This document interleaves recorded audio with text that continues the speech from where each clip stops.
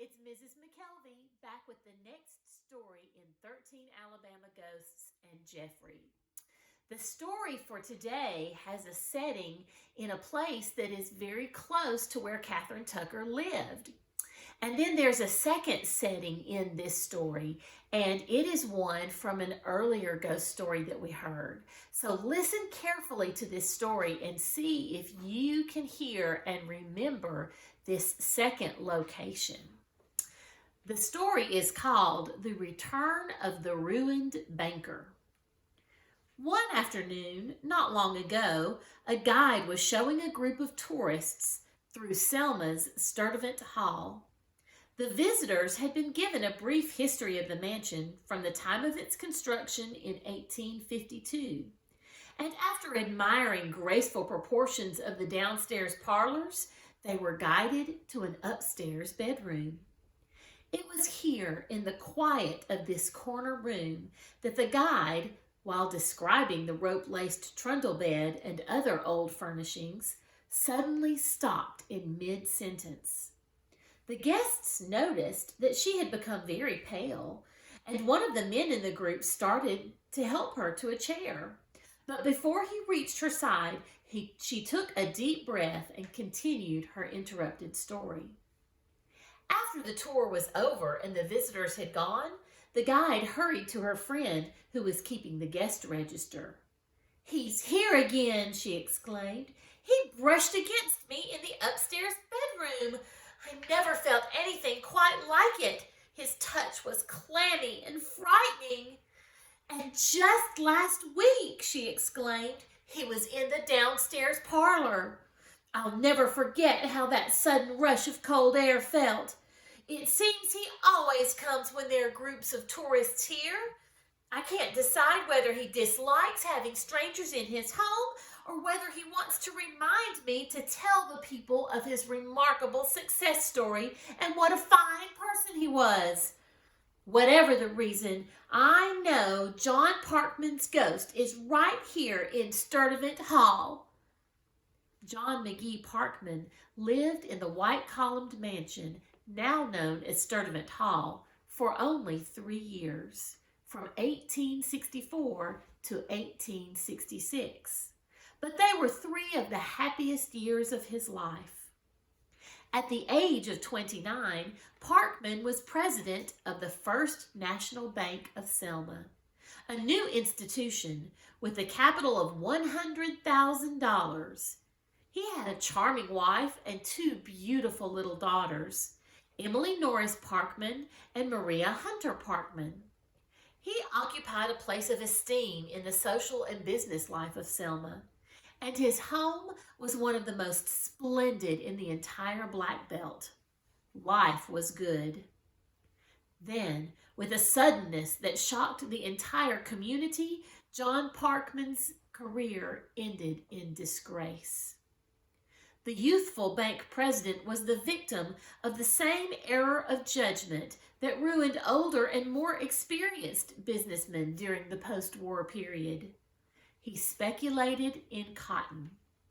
Soon after he had invested large sums of the bank's money in cotton, the price of the fiber dropped from 30 and 35 cents to 15 and 18 cents per pound. And Parkman's bank lacked the funds to cover these losses.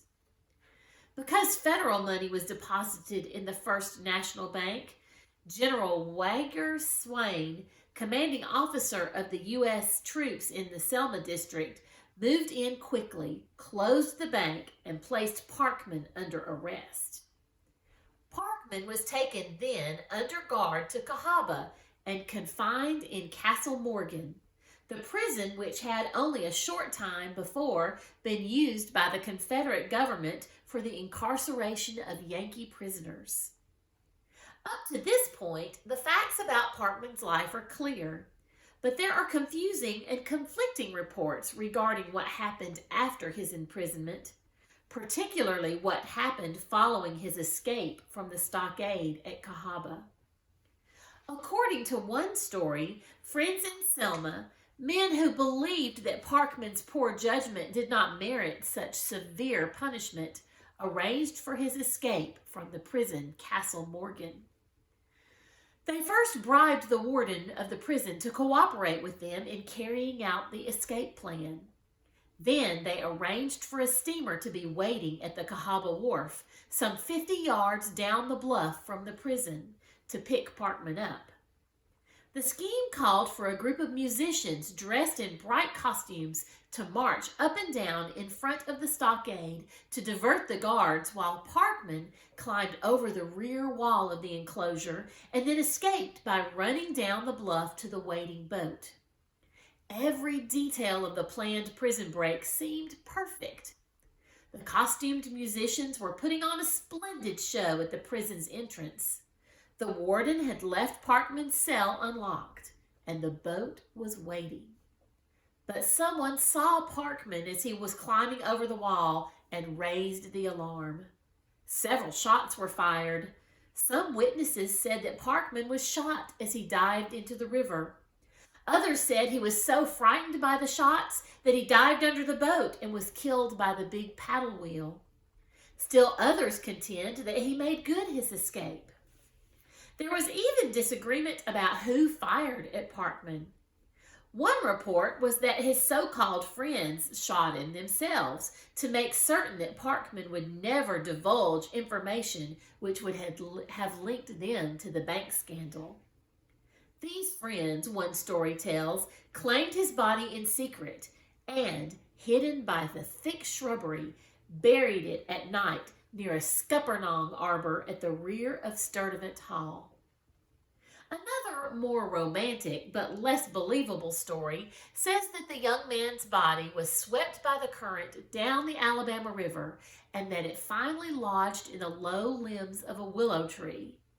It was this same tree, this story says, whose limbs had broken the window in their stateroom when Parkman was bringing his bride up the river from Mobile to Selma aboard a luxury river steamer.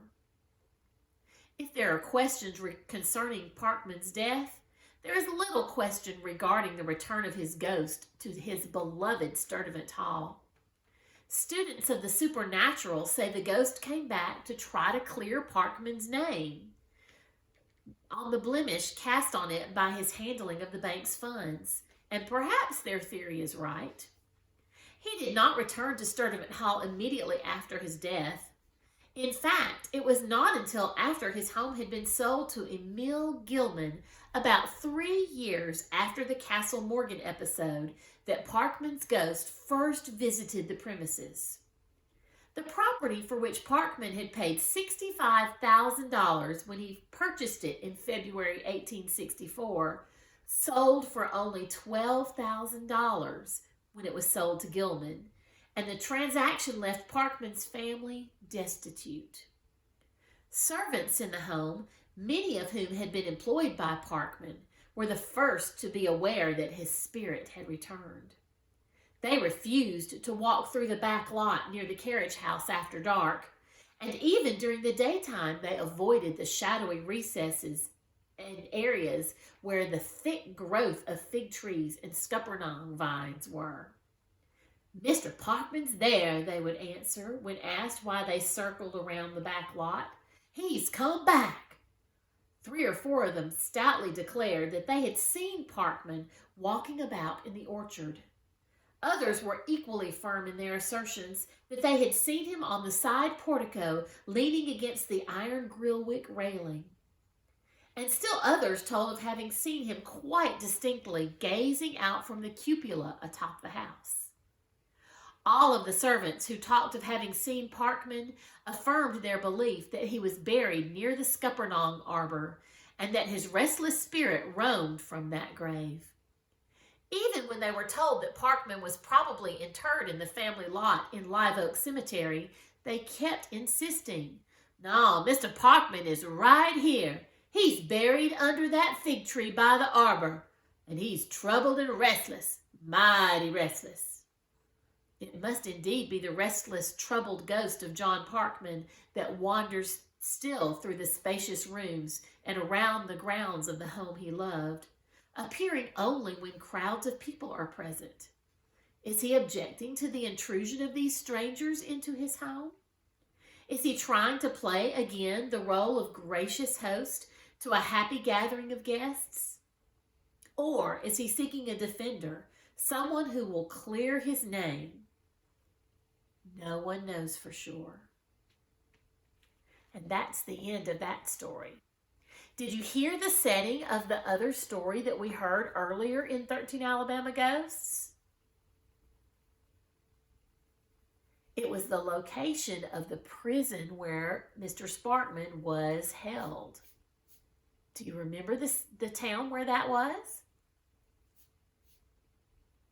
That's right, it was in Cahaba.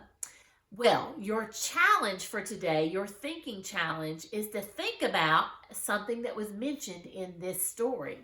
So it mentioned that Mr. Parkman was buried near a scuppernong vine. You maybe have never heard of a scuppernong before. It's a kind of a fruit. So the challenge for you is to do some research and find out what in the world is a scuppernong. And then while you're at it, you might have a good time doing some other research and looking online or in some other books to see if you can find the names of some other unusual fruits that you've never heard of before. So maybe you'll discover something really new and interesting and a new fruit you might like to try sometime in the future. Well, I hope you have a great time doing this research. I'll see you tomorrow. Bye-bye.